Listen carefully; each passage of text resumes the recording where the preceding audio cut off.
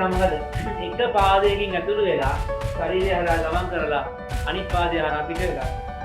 මෙන්න මේ වගේ එකට කියනවා අපි පියවරක් වුණා. ගොඩක් වෙලාවට ගවයන්ට ඕක වෙනවා. ඇයි? එයාලා පිටිපස්ස කොටේ ඉස්සර කොටේ ඈත තියෙනවා. දැන් අපි කරන්නේ මේක කකුලට ලා.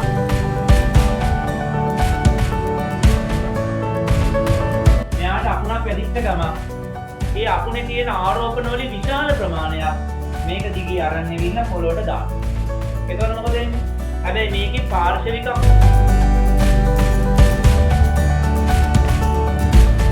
කාර්යයක ඉන්නකොට කාර් එකට අකුණක් වදිනවා. කාර් එකේ දොරවල් ජනෙල් ඔක්කොම වහරලා ඉන්නේ. ඇතුලේ ඉන්න කට්ටියට කිසිම හානියක් වෙන්නේ නැහැ. හැබැයි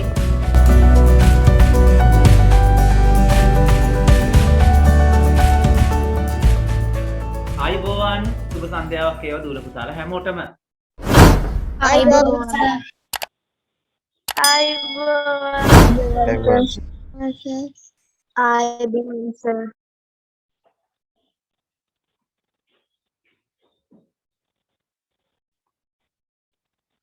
අපි ගිය සතියේ නතර කරේ අකුණු වර්ග ගැන කරා. අකුණු හා ගිගුරුම් හඬ කියන තැනට එනකම් අපි කරා. ඊළඟට මට මතකයි ප්‍රශ්න දෙකක් ඔයාලට දුන්නා. ප්‍රශ්න දෙකක් මම ඔයාලට දුන්නා. මේ ප්‍රශ්න දෙකට විවිධාකාරයෙන් ඔයාලා උත්තර ලියලා ඉවර තිබුණා. ඔය ප්‍රශ්න දෙකට විවිධාකාරයෙන් උත්තර ලියලා ඉවර තිබුණා. හොඳයි. ඇත්තටම හොඳයි. කිසි ප්‍රශ්නයක් නැහැ. ඇත්තටම හොඳයි. සාර්ථක විදිහට උත්තර ලියලා ඉවර තිබුණා. හැබැයි මෙහෙම දෙයක් තියෙනවා. මම පස්සේ බැලුවා ඔයාලගේ අච්චුපොත් බැලුවා. පෙළපොත බැලුවාට පස්සේ මම දැක්ක පෙළපොතේ හදලා තිබුණ ගාන හදලා තිබිච්ච ආකාරය. මෙන්න මෙහෙමයි. මෙන්න මේක මතක තියාගන්නකො සියලුම දෙනා. මේක තමයි 100%ක් නිවැරදි ආකාරය. ඔයාලට තිබුණේ පෙළපොතේ දාලා තිබුණේ ශබ්දයේ කිලෝමීටර් 1ක් ගමන් කරන්න තප්පර 3ක් ගත වෙනවා කියන. ඒ අණුව තමයි ඔයාලා හැදුවේ. නේ ඒ අණුව තමයි ඔයාලා මේ කාලය තීරණය කළේ. එතකොට ඔයාලට පළවෙනි ප්‍රශ්නේ තිබ්බේ තප්පර 7කට පස්සේ ශබ්දය ඇහෙනවා නම්. එතකොට ඔයාලා මොකද්ද කරේ? කිලෝමීටරයක් යන තප්පර 3යි නම්. ඔයාලා බැලුවා තප්පර 7 බෙදුවා 3ෙන්. ඒ කියන්නේ 7 බෙදීම 3 ගත්ත ඔයාලා. 3 වරක් 2යි 6යි. එකක් ඉතුරුයි 10යි 3 වරක් 3යි 9යි. එකක් ඉතුරුයි 3යි. ඔයාලා කිව්වා තප්පර 7කදී කිලෝමීටර 2.33ක් ගමන් කරනවා කියලා කිව්වා. එහෙමනේ ඔයාලා ගත්තේ. එහෙනම් තප්පර 12දී ගත්තා මෙයාලා.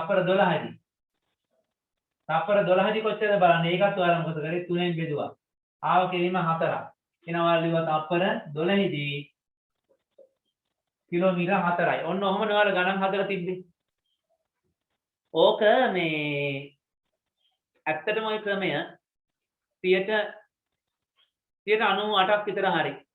99ක් හරි. හැබැයි ඕකේ උත්තරේ දෝෂ සහිතයි.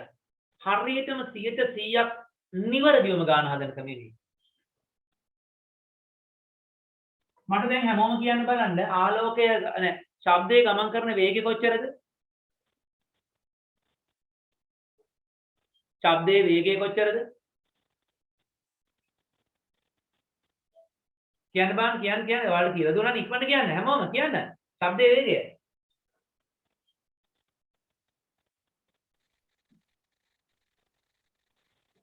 තමයි කතා කරන්න ශබ්දයේ වේගය කොච්චරද කියලා කියන්න ඉක්මනට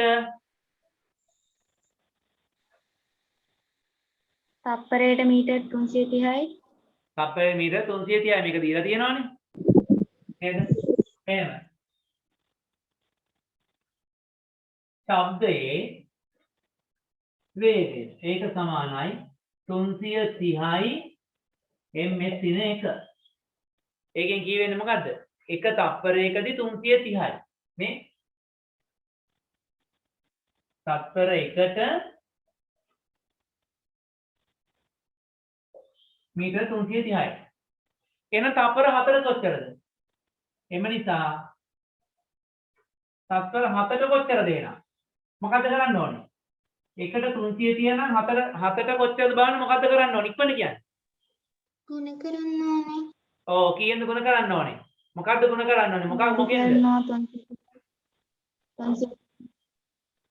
මොකක් මොකෙන්ද ගුණ කරන්න තප්පර ඕනේ? 7 මීටර් 330න් ගුණ කරනවා. ආන්න හරි. දැන් මේ එකකට 330 තියන්නම් 7කට බලන්න මොකද කරන්නේ? 330 7ෙන් ගුණ කරනවා. අපි මේකට ලියන 300 මෙතනම ලියන්න. 330 ගුණ කිරීම 7යි. මීටර් 330 නේ. මීටර කියන එකකෙත් එක්කම දාන්න. මීටර 330 ගුණ කිරීම 7. මේකෙන් එනවා කියලා 330 7ෙන් ගුණ කරාම 330 7ෙන් ගුණ කරාම 4ක් බිංදුව බිංදුවයි. 4ක් 3 21යි දෙකක් ඉතුරුයි. 21යි 2යි 23යි. ඕන එනවා. කීයද එන්නේ? 2310යි මීටර. මීටර 2310 මේක කිලෝමීටර කරන්න මොකද්ද කරන්න ඕනේ? මේක කිලෝමීටර කරන්න මොකද්ද කරන්න ඕනේ? 10න් බෙදන්න ඕනේ. 10න් බෙදලා මේක කිලෝමීටර කළා මට කියන්න ඉක්මනට උත්තරේ. කිලෝමීටර කළා ඉක්මනට කියන්න. 2.3 බිංදුව. 2.3යි 1යි. බිංදුව නැතත් කමන්නේ කිලෝමීටර. ඔන්න උත්තරේ. දැන් ඔය විදිහට මට කියන්නකෝ තත්පර 12ට කොහොමද කරන්න ඕනේ? තත්පර 12ට. කොහොමද 12 වැඩි කරනවා 330න්. 12 කිරීම මීටර 330 වැඩි කරනවා 12න්. 330 12න් වැඩි කරාම කීයද එන්නේ?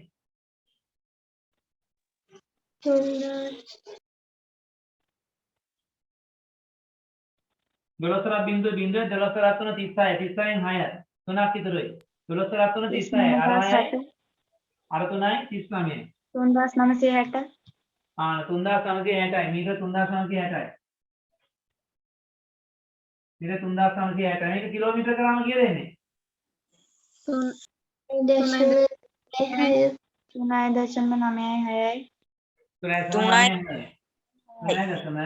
3.96යි.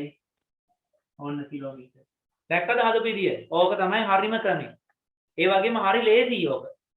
ඕක තමයි හරිම ක්‍රමය සහ ලේසිම ක්‍රමය. ඒතර බලන්නකෝ දැන් ඔයාලා කලින් ගත්ත උත්තරේදී 2.3 කියලා ආවේ. වැරදි නෙමෙයි 2.3 ඒකයි කෙලින්ම ගෙඩි පිටින් උත්තරේ. ඊළඟට තප්පර 12 දී ආවට කෙලින්ම කිලෝමීටර 4යි කියලා. ඇත්තටම 4 නෙමෙයි 3.96යි. නේද? ඔයාලා හදන ක්‍රමයට අර පොතේ තිබ්බ ක්‍රමයට ඇත්ත ගානට වඩා චුට්ටක් වැඩියෙන් පෙන්නන්න. ඇත්ත ගානට වඩා චුට්ටක් වැඩියෙන්. ඕන මේක දිහා බලලා 3.96 කියන එක ආසන්න කිලෝමීටරයට වට යන්න කිව්වොත් 4යි කියලා කියන්න පුළුවන් ප්‍රශ්නයක් නෑ. හදාගත්තේ නැතේ ඉක්මනට හදාගන්න ඕනේ. ඔය ලියාගෙන ඉක්මනට ලියාගෙන හදාගන්න.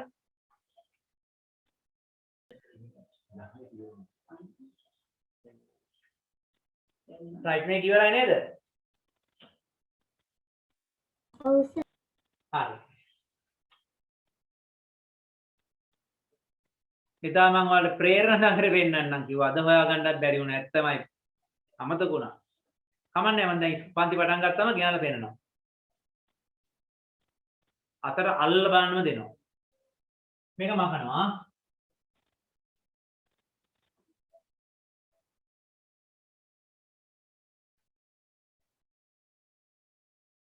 මේ මට මෙන්න මේකට පොඩ්ඩක් මේ දෙන්නක මට පොඩි උත්තරයක් හැමෝගෙම අහන්නේ. ඔයාලට දැන් මේ කොරෝනා වලට මේ රට වහලා ලොක්ඩවුන් කරලා ඉස්කෝල වහලා අපි ඔන්ලයින් ක්ලාස් කරන් ගියා. ඒ කියන්නේ යන්න පටන් ගන්න කලින් මේ ඔන්ලයින් පන්ති පටන් ගන්න කලින් මේ සඳුදා 7යි කාලේ සිට මේ අපි මේ පන්ති 9 මාර 10 වගේ නිකන් කරනවානේ. හරිද?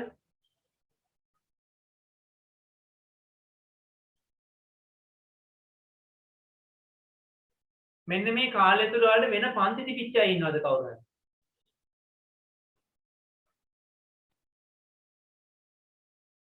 මේ පන්ති කරු මේ කාල සීමාව තුළ දැන් මේ 7 ඉඳන් මේ රෑ 7 ඉඳන් 9 10 වගේ වෙනකම් මේ කාල සීමාව තුළ වෙන මොනවා හරි ගෲප් ක්ලාස් හරි මොනවා හරි තිබිච්ච අය ඉන්නවද? නෑ සර්. නෑ ඉන්නයි විතරක් කියන්නේ නෑ කියන්න එපා. ඉන්නයි විතරක් කියන්නේ. සද්ද නැතුව ඉන්නවා කියන්නේ නෑ කියන එක තමයි මම ඒක දන්නවා. මැසේජ් එකක් හරි දාන්න.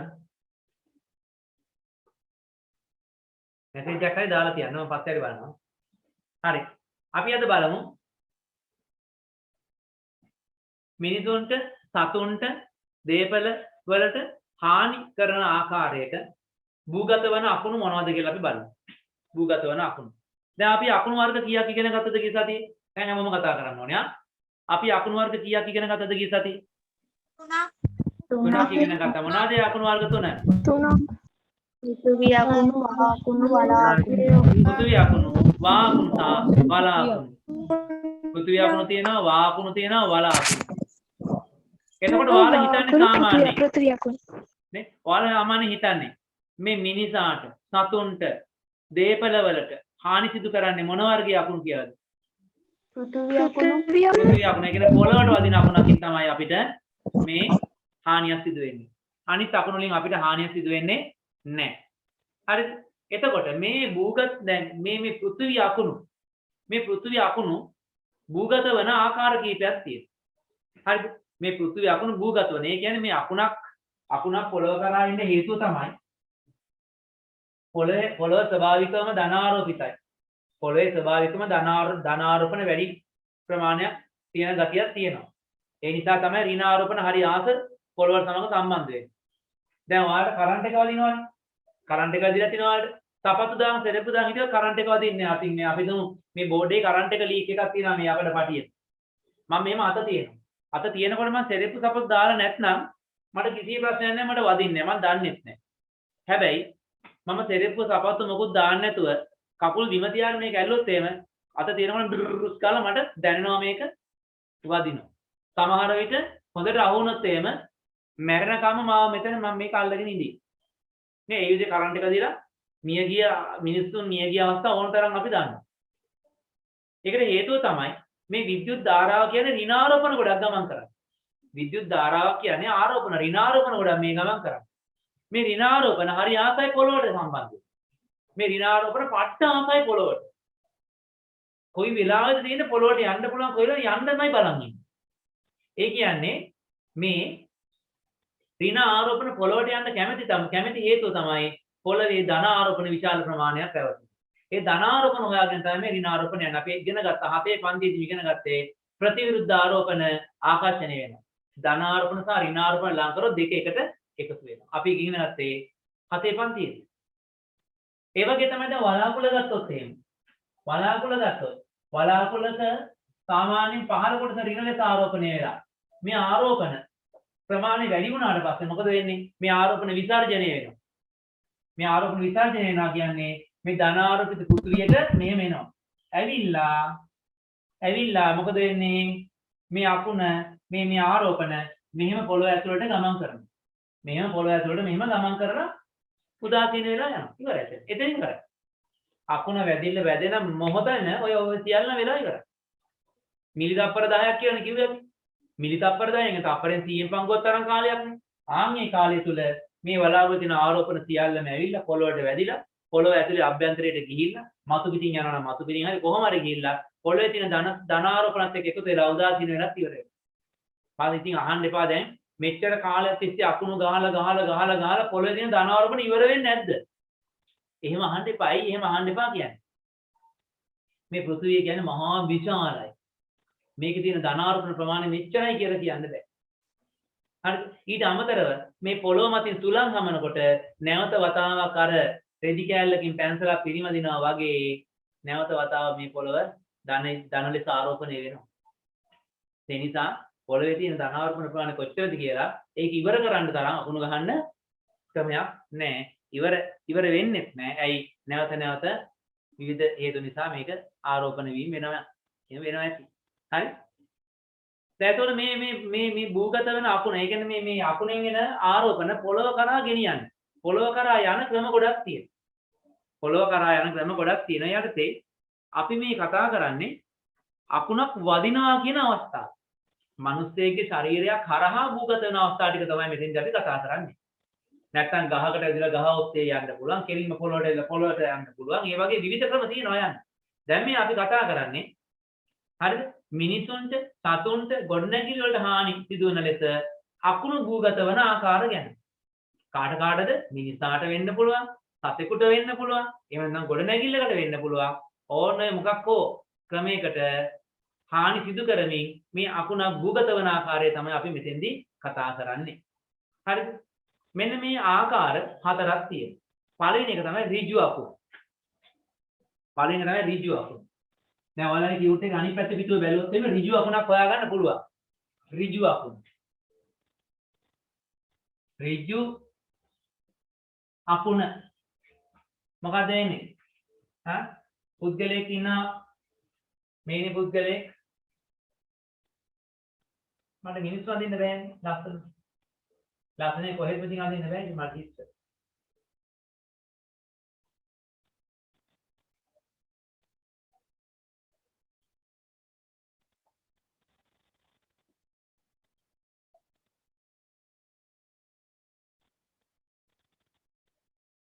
අත් දෙක දෙන්නේ පඹෙක් කියලා හිතන්නකෝ. මොකද වෙන්නේ? මෙයාට කෙලින්ම අකුණ වදිනවා.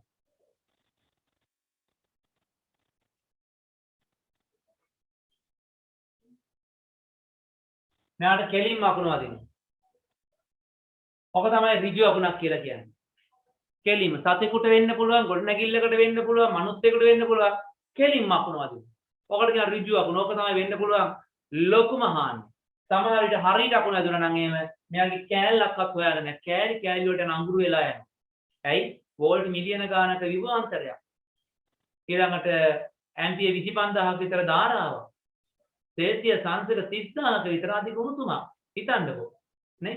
සෙල්සියස් අංශක 36000ක විතර අධික උණුසුමක්. එතකොට ඉතුරු වෙන්නේ නැහැ. ඔයාලට කියනවා අපි ඍජු අකුණක් කියලා කියනවා. ඍජු අකුණ. හරිද? එහෙනම් පළවෙනි එක ලියන්න ඍජු අකුණ. ඍජු අකුණ. ඍජු අකුණ. දෙවෙනි එක තමයි පාර්ශවික අකුණ. දෙවෙනි එක පාර්ශවික අකුණ. පාර්ශවික අකුණ.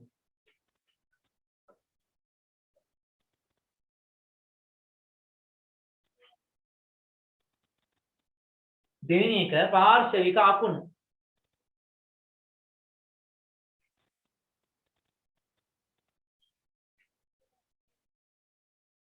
පාර්ශවික අකුණ. පාර්ශවික අකුණ. පාර්ශවික අකුණක් කියන්නේ මෙන්න මෙහෙම එකක්. පාර්ශවික අකුණක් කියන්නේ මෙන්න මෙහෙම එකක්. දැන් මේ අවට තියෙනවා ගහක්.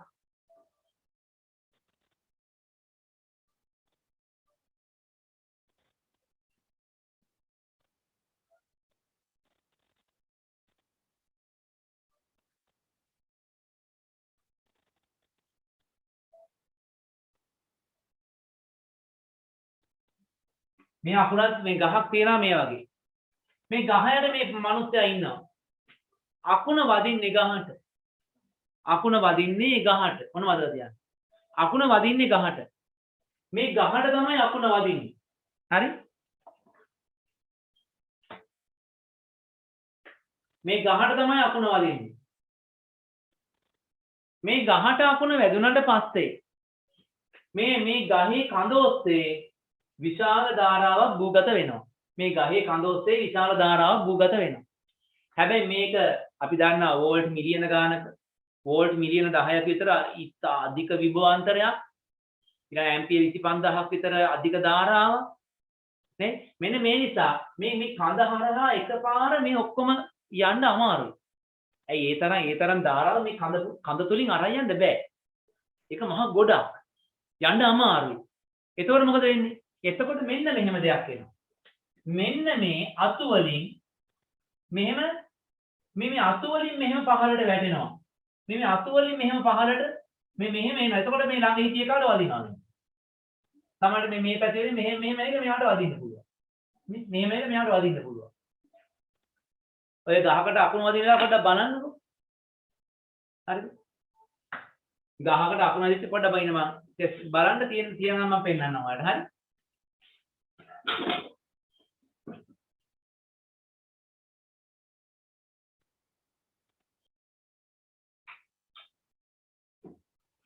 මට එකක් හරියට හොයාගන්න බැරි වුණා ඉන්ටර්නෙට් එකෙන්. ඔයාලට සර්ච් කරලා බලන්න side flash lightning කියලා. side flash.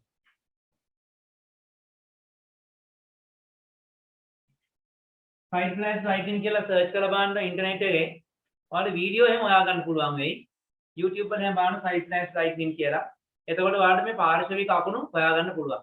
ඒ කියන්නේ මේ ගහට වැදුනට පස්සේ ඒ ගහේ කඳ දිගේ මේ විද්‍යුත් ආරෝපණ ගමන් කරන අතරතුර මේ ගහේ කඳේ කොටසක් මෙයාගේ ඇඟට පයින්න පුළුවන්. මේ පොළොවට යන අතර මෙයාගේ ඇඟට පයින්න පුළුවන්.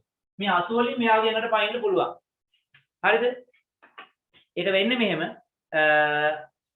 උස ගොඩනැගිල්ලකට එහෙම නැත්නම් ලොකු කුළුණකට නැත්නම් ගහකට අකුණක් වදිනවා. අපි ඒ ළඟ ඉන්නවා. ඒකවල මොකද වෙන්නේ? ඒ ගහට වැදිච්ච අකුණෙන් කොටසක් අපේ ඇඟට එනවා. අනේකට අපි කියනවා පාර්ශවික අකුණක් කියලා අපි කියනවා. ඔයාලගේ ටියුට් එකේ රූප සටහන බලන්න. ඔය පළවෙනි රූප සටහන මේ ගහක් එක්ක ඇඳලා තියෙන මේක තියෙන එක. සයිඩ් ස්ලෑෂ් එකක් තමයි පේනවා තියෙන්නේ. ඍජු අකුණු ඔයාලට පෙන්නලා තියෙනවා අනිත් පැත්තේ පිටුවේ දෙකක් තියෙනවා. මේ ඍජු අකුණු දෙකක් තියෙනවා. මුල් රූප දෙකම තියෙන ඍජු අකුණු දෙකක්. හරිද? ඊළඟට තුන්වෙනි එක තමයි ස්පර්ශ අකුණ. තුන්වෙනි එක ස්පර්ශ අකුණ.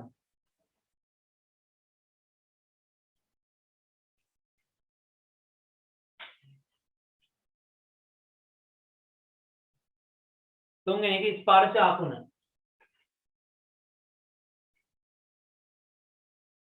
හරි. ස්පර්ශ අකුණ. ඒ කියන්නේ දැන් ඔයාලා දැන් මෙහෙම හරිද?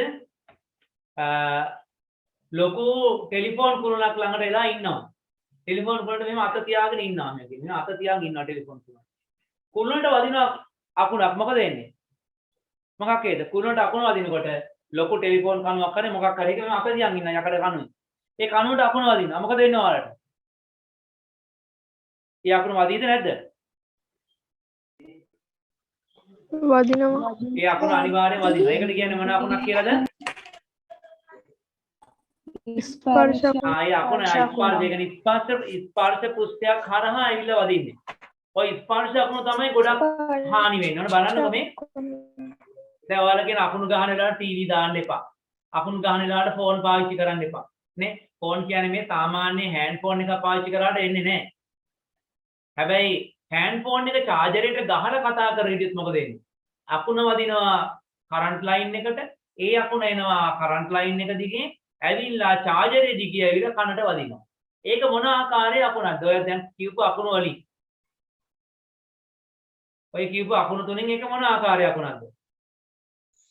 පාර්ශවික මේක ස්පර්ශ අකුණ.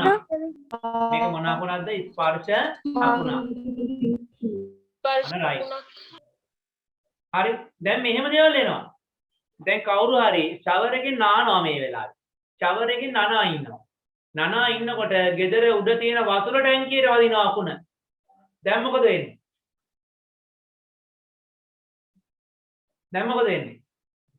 වතුර හරහා ඒ වතුර හරහා අකුණ ඇවිල්ලා අර ෂවර් එකෙන් කෙලින්ම ආගේ ඇඟට වදිනවා. එහෙනම් ඒක මොන අකුණක්ද එතකොට? මොන අකුණක්ද ඒක? පාර්ශව ඒක පාර්ශවිකද? ඒක ස්පර්ශ අකුණ. ඒකත් ස්පර්ශ අකුණ. හරි ඒකත් ස්පර්ශ. දැන් අපි හිතමුකෝ මේ අපි දැන් කවුරු හරි ගෙදර කවුරු හරි සින්ක් එකේ වත් ටැප් ලයින් එක සින්ක් එකේ ටැප් එක අරගෙන පිඟන් හොද ඉන්නවා. ගෙදර උඩ ටැංකියට වදින අකුණ. ගෙදරින් එක අර මොකද වෙන්නේ? පිඟන් හොදපු කෙනාට. අකුණ වදිනවා. අකුණ වදින එක මොන අකුණක්ද? ස්පර්ශ අකුණ. ඒක ස්පර්ශ අකුණ. හරි දැන් තව කතාවක්. හරිද මේ? හිතන්න දිග වැටක් තියෙනවා. දිග කම්බි වැටක්. සෑහෙන දිග කම්බි වැටක් තියෙනවා. හරි? ඔය වැට දෙපැත්තේ දෙන්නෙක් ඉඳන් කතා කරනවා වැට අල්ලගෙන. අපි දන්නේ ගොඩාක් ඈත කිලෝමීටරයක් විතර ඈතින් මේ කම්බි වැටට වදිනවා අකුණක්. අර වැට අල්ලන් ඉන්න එක්කනට මොකද වෙන්නේ? වැට අල්ලන් ඉන්න එක්කනට මොකද වෙන්නේ? වදිනවා. කරන්ට් එක වදිනවා. අකුණ වදිනවා. එහෙනම් ඒක මොන අකුණක්ද? අකුණ වදිනවා. ස්පර්ශ අකුණ. ඒක ස්පර්ශ අකුණ. අර කම්බි දිගේ දිගට ඇවිල්ලා වදිනවා. ස්පර්ශ අකුණ. ඒක ස්පර්ශ අකුණ. right. එහෙනම් ස්පර්ශ අකුණ කියන එක දාන්න. දැන් ඔන්න තව එකක් තියෙනවා. මෙන්න මේක තමයි ඔන්න ඊළඟ අකුණු වර්ගය. මේ අකුණු ගොඩක් වෙලාවට ඇති වෙන්නේ වදින්නේ මේක අපි කියන්නේ පියවර අකුණ කියලා. මේ පියවර අකුණ ගොඩක් වෙලාවට වදින්නේ ගවයෝ, එළුවෝ මෙන්න මේ වගේ සත්තුන්ට තමයි. අශ්වයෝ, බූරුවෝ ඒ වගේ. මේ පාද ඈතින් තියෙන සත්තුන්ට තමයි මේක වදින්නේ. ඒක මෙන්න මෙහෙම දෙයක්. දැන් අපි හිතමු මේ ළමයෙක් ඉන්නවා මෙහෙම.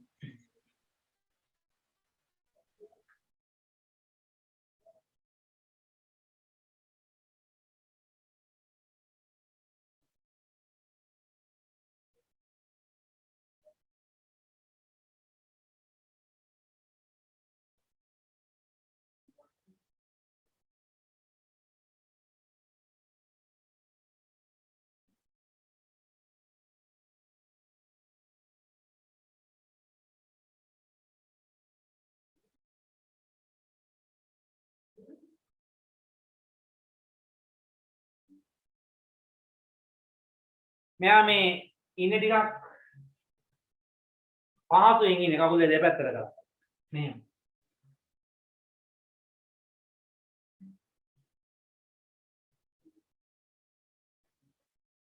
අපි හිතමු මාකාරේ මේ පැරඩ් දෙකට ගිහිල්ලා ඉන්නවා. කකුල දෙක ඈතින් තියාගෙන.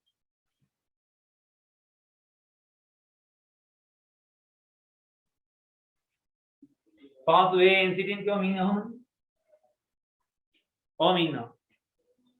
දැන් මෙයා මේ ඉන්නේ පොළවේ. තෙරපු තපත්තු මුකුත් දාන්න නැතුව ඉන්නේ.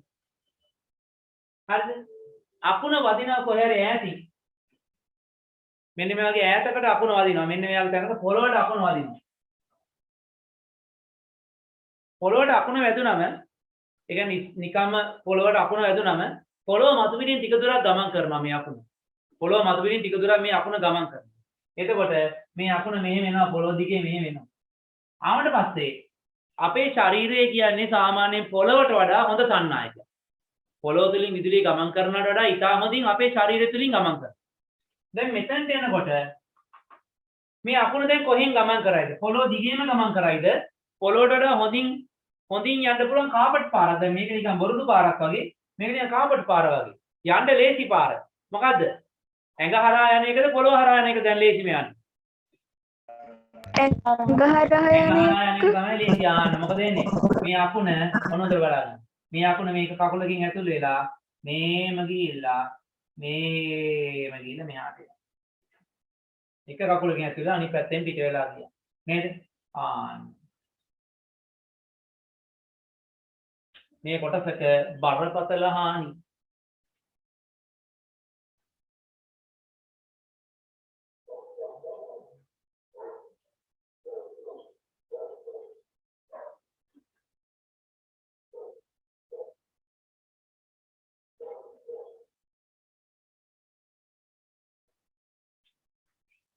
ඕන්න හොඳ දෙයක් වෙන්නේ අන්තිමට.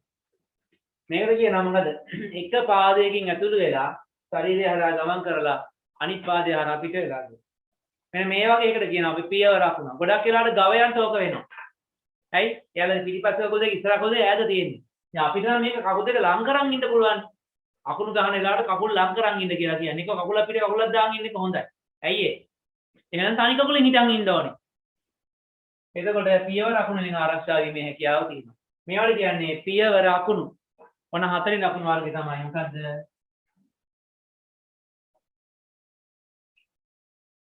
පියවර අකුණු. දැන් ඔන්න ඔයාලට මම කියලා දුන්නා අකුණු වර්ග 4.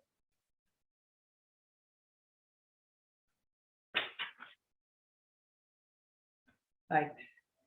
අකුණු අනුතුරු වළක්වා ගැනීම ඊළඟ එක. මොනාරි අඩුපාඩු මොනවා නොතෙන් දෙයක් තියෙනවද අහන්න ඉක්මන. අකුණු අනුතුරු වළක්වා ගන්න ආකාරය දැන් අපි බලමු. අකුණු අනුතුරු වළක්වා ගන්න ආකාරය තමයි දැන් ගෙදරක නම් ගොඩනැගිල්ලක නම් උස ගොඩනැගිල්ලක නම් මොකද හයි කරන්න ඕනේ? ඔයාලා දන්නවා. මොකද හයි කරන්න ඕනේ? ලොකු උස ගොඩනැගිල්ලක තමයි අකුණු සන්නායකය. අකුණු සන්නායකය. දැකලාද නේද? අර ටවර්ස් වල එහෙම තියෙන කූරු තුනක් වගේ එකක් ගහලා ඒකෙන් ඒක දිගේ ලොකු තඹ පටියක් අරන් ඇවිල්ලා තියෙන ඒක පොළොව යටටම මේක ගිල්ලලා තියෙන්නේ. අකුණු සන්නායකය කියන්නේ එහෙම එකක්.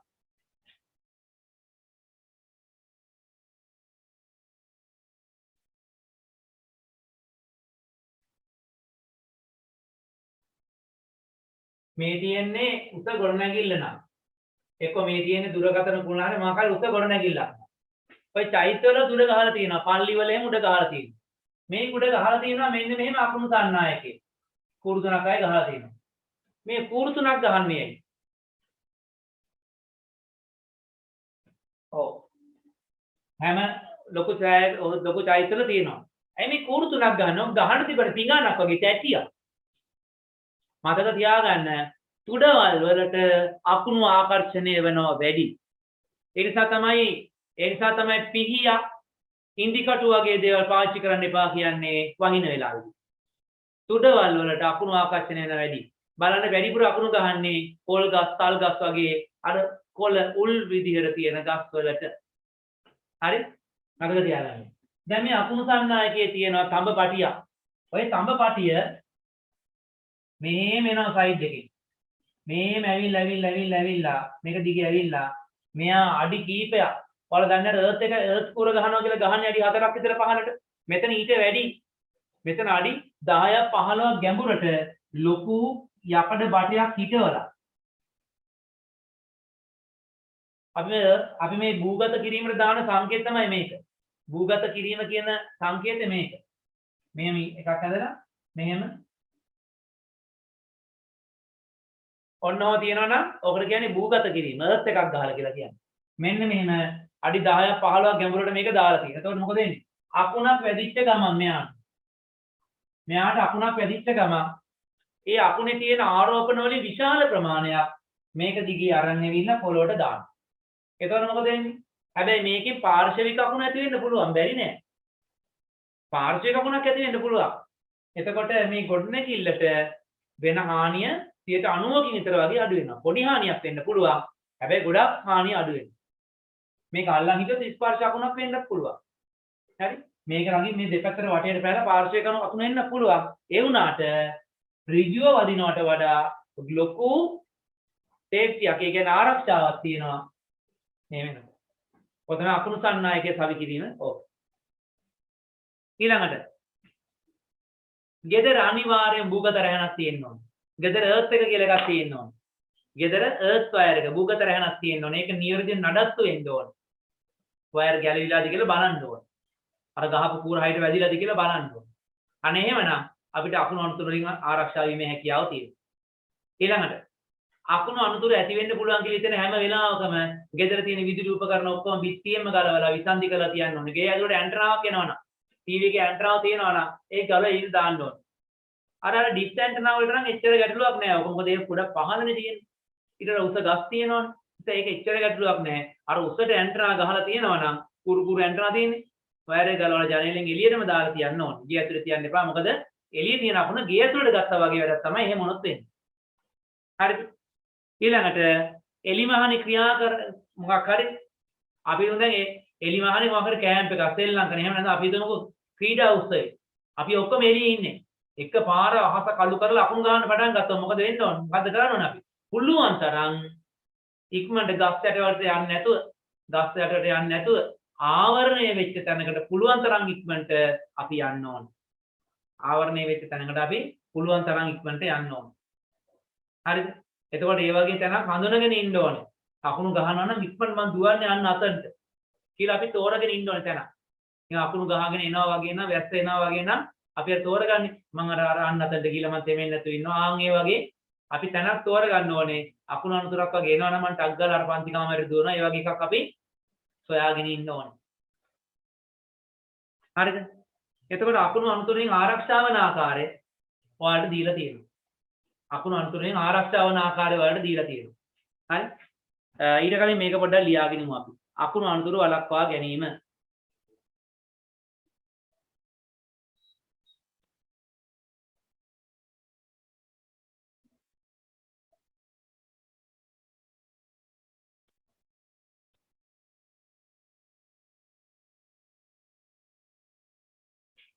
මේ කවුරු හරි chat එකේ දාලා තිබ්බා ලබන සතිය එනකොට ඉතුරු paper වලින් කීයක් කරන්න ඕනද කියලා. ලබන සතියේ ඉතුරු paper 3ම කරලා තියන්න. ලබන සතියේ අපි ඉතුරු paper 3ම සාකච්ඡා කිරීම කරනවා. ලබන සතියේ ඉතුරු paper 3ම සාකච්ඡා කරනවා. හරි? හරි දැන් අපි බලමු අකුණු අන්තරින් ආරක්ෂා වෙන්නේ කොහොමද කියලා. දැන් අපි දන්නවා අකුණක් වදින්නේ මොන වගේ තැනකටද? උස් ස්ථානයකට. එලිමාන් ස්ථානය තමයි අකුණක් වදින්නේ. එතකොට අපි එලිමාන් ස්ථානයේ ක්‍රීඩා පිටි තේවතු කුඹුරු වගේ තැන්වල එහෙම නැත්නම් අපි මුහුදු වෙරළේ වගේ තැන්වල ඉන්නවා නම් අපි පුළුවන් තරම් ඒ තැන් වලින් අයින් වෙන්න ඕනේ. හරිද? ඊළඟට අපි මේ වැස්ස වෙලාවේ එළියට බහැලා උදුළු වලින් අලවංගු වලින් වගේ මේ යකඩ උපකරණ ලෝහ ද්‍රව්‍ය වලින් වැඩ කරනවා නම් අපිව නතර කරලා ආරක්ෂිත ආවරණය වෙච්ච ස්ථානයකට එන්න ඕනේ. ගොඩක් වෙලාවට ආවරණය වෙච්ච ස්ථාන ආරක්ෂා සහිතයි. හේතුව තමයි මේ අකුණකින් ගමන් කරන විද්‍යුත් ආරෝපණ පිටත පෘෂ්ඨය ඔස්සේ තමයි ගමන් කරන්නේ ඇතුළට එන්නේ ගොඩක් අඩුයි. හරිද? දැන් අපි ඉන්නවනම් කාර් එකක ඉන්නකොට කාර් එකට අකුණක් වදිනවා. කාර් එකේ දොරවල් ජනෙල් ඔක්කොම වහලා නම් ඉන්නේ ඇතුලේ ඉන්න කට්ටියට කිසිම හානියක් වෙන්නේ නැහැ. හැබැයි ජනෙල් ටික ඔක්කොම අරගෙන හිටියොත් ජනෙල් වලින් මේක ඇතුලට ඇවිල්ලා ඇතුලේ ඉන්න අයට හානි කරන්න පුළුවන්. එහෙනම් අපි ගෙදරක ඉන්නකොටත් ගෙදර දොරවල් ජනෙල් ටික වහගෙන හරි ජනෙල් අයින්ද වෙන්නේ නැතුව බිත්තියක් අයිනකට වෙලා මැද හරියක ඉන්න එක තමයි ගොඩක් වටින්නේ. ඊළඟට අකුණු අනුතුරු තියෙන වෙලාවට පුළුවන් තරම් සියලු දෙනා පාවහම් පළදින්න. එහෙම නැත්නම් පරිවාරක ද්‍රව්‍ය කියන්නේ ඔය මොකක් හරි බිම තියෙන කාපට් එකක් මත හරි බිම දාන කාපට් තියෙන එන පාපිස්සක් මත ඒ වගේ එකක් මත ඉන්න එක හොඳයි. එහෙම නැත්නම් හොඳම දේ තමයි මොකද්ද? පොතක් අරගෙන ඇඳුරට ගිහිල්ලා ඇඳුර ඉඳන් ටික කියව ඉන්න. ඒක හරි. ඊළඟට ඔයාලා ඉන්නේ උස් බිමක නම් පුළුවන් තරම් ඉක්මනට උස් බිමින් අයින් වෙන්න. කන්දක් උඩ නම් ඉන්නේ. කන්දක් උඩ වගේ නම් ඉන්නේ. පුළුවන් තරම් ඒ තැන් වලින් අයින් වෙලා පහත් බිමකට එන්න ඕන. ගස් යට එහෙම ඉන්න හොඳ නැහැ. නේද? ඊළඟට අපි අර ගෙදර පොඩි කණු. දැන් අපි හිතමුකෝ ඉස්කෝලේ මේ වැඩේ කරනවා ඔයාලා. ආයේ ඊට පස්සේ කරන්න එපා. හරි මොකද්ද? වහින්න එනකොට වැස්ස එනකොට අරහෙන් ගොරවගෙන අකුණු ගහගෙන යනකොට සමහර ළමයි දුවන කොඩි ගලවන්න කියලා. හරිද? වැස්ස ඈතින් එනකොට කලින් ගලවලා තියන්න. නැත්නම් වැස්ස ඔන්න මෙන්න තියෙදි කොඩි ගලවන්න ගියොත් එහෙනම් මොකද වෙන්නේ? ඒ ළමයා වෙනුවෙන් අපිට කොඩි දාන්න වෙනවා. ඒ කියන්නේ කොඩි කණු වලින් වදින්න පුළුවන්. කොඩි කණු වැටවල් වගේ දේවල් යකඩ ගේට්ටු ඕවා අතින් අල්ලන්නේ නැතුව ඉන්න ඕනේ වැස්ස වෙලාවට. හරිද? ඊළඟට පුළුවන් තරම ශාරීරික උස අඩු වෙන විදියට. ඒ කියන්නේ දැන් අපි එලිමහනේ ඉන්නවනම් අපිට ඉන්න ඕනේ කුඹුරක් මැද. එකපාර වහින්න පටන් ගත්තා. මෙලෝ දෙයක් කරන්න බෑ. දැන් මොකද්ද? අපි හිටගෙන හිටියොත් අපි තමයි උසම කෙනා. එහෙනම් අපේ උස අඩු කරන්න අපි මොකද්ද කරන්න ඕනේ? කියන්න බලන්න. අපේ උස අඩු කරගන්න අපි මොකද්ද කරන්න ඕනේ? කුඹුරක් මැද ඉන්නේ, පිට්ටනියක් මැද ඉන්නේ. අපිට දුව ගන්න තැනක් නැහැ. එක දිගට අකුණු ගහනවා. මොකද්ද කරන්න ඕනේ අපි? වාඩි වෙන්න. වාඩි වෙනවට වඩා හොඳම දේ තමයි බිම දිගා වෙන්න. බිම වැතිරිලා ඉන්න ඕනේ. අනේ බිම දිගා බිම වැතිරිලා ඉන්නවා. එතකොට අපිට අපේ අකුණු වදින තියෙන ඉඩ අඩුයි. අපි උස නැහැ නේද? ඕන අපිට හිමිතුරු බඩ ගාගෙන යන්න පුළුවන් නේ. ගියට කමකුත් නැහැ.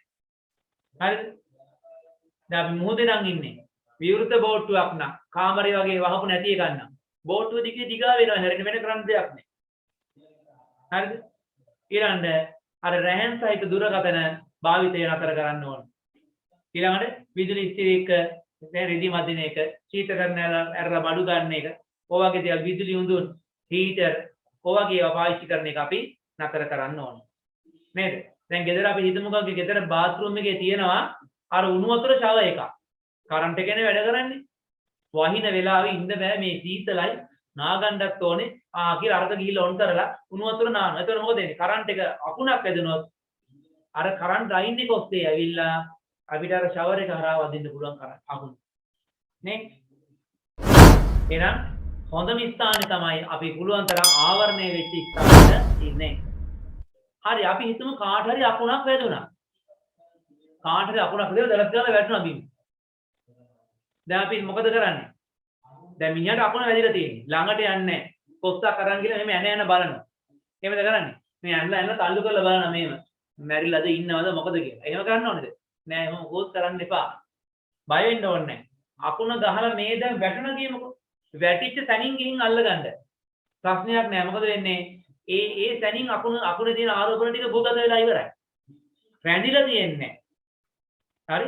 තප්පර දශමයක් වර රැඳිලා තියෙන්නේ. අර තප්පරේ මිලි තප්පර 10 කාලය තුල ඔක්කොම වෙලා ඉවරයි. ඒ නිසා අකුණක් පැදිච්ච පුද්ගලයෙක් බය නැතුව අල්ලන්න. එයාගේ ඇඟ ඇතුලේ විදුලි සැර ගවඩා වෙලා තියෙන්නේ නැහැ. හරිද? ඊළඟ මොකද්ද කරන්න ඕනේ? අකුණු වැදුන කෙනාගේ අතපය හිරි වැටිලා තියෙන්නේ. පුළුවන් තරම් මසාජ් කරන්න. තල පුළුවන් තරම් මසාජ් කරන්න. එතකොට තමයි ලේ ගමනාගමනය නැවත යථා තත්ත්වයටපත් වෙලා අර සමහර විට සදාකාලිකව කොර වෙන්න පුළුවන්. ඒව වෙන්නේ නැතුව ආයෙ යථා තත්ත්වයටපත් කරගන්න පුළුවන් වෙන්නේ.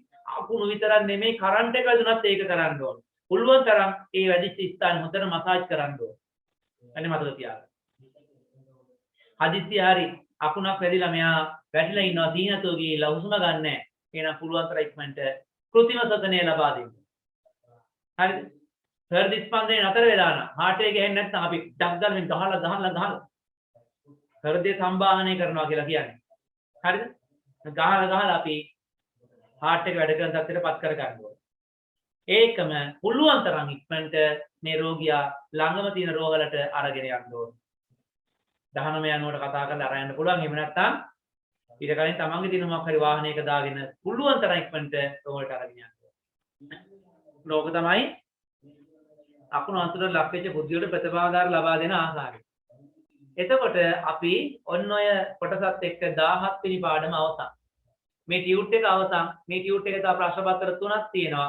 ওই ප්‍රශ්න පත්‍ර 3 අපි ලබන සතියේ සාකච්ඡා කරනවා.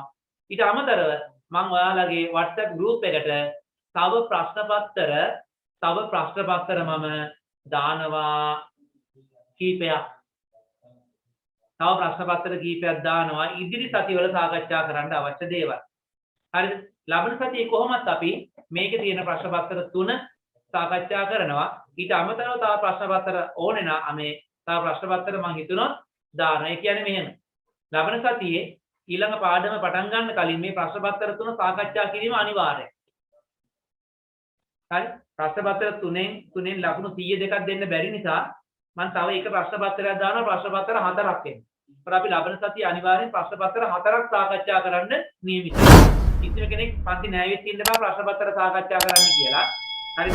අනිවාර්යෙන් මේකේ තියෙන ප්‍රශ්න පත්‍ර 3 සම්පූර්ණ කරලා මම WhatsApp එකට දාන එකක් සම්පූර්ණ කරගෙන එන්න ලබන සතියේ. එහෙනම් අද අපි මෙහෙම කරමු. දැන් ටියුට් එකත් ඉවරයි, ප්‍රශ්න පත්‍රත් ඉවරයි. ඒ නිසා අපි අදට පන්තිය නතර කරමු. ඊළඟ සතියේ සමුදා අනිවාර්යෙන් සමුදා ලබන සතියේ සමුදා පන්තිය තියෙනවා. ඔන්ලයින් ක්ලාස් එක තියෙනවා. හරි එහෙනම් ඔක්කොටම සුබ රාත්‍රියක්. අයිබෝවන්.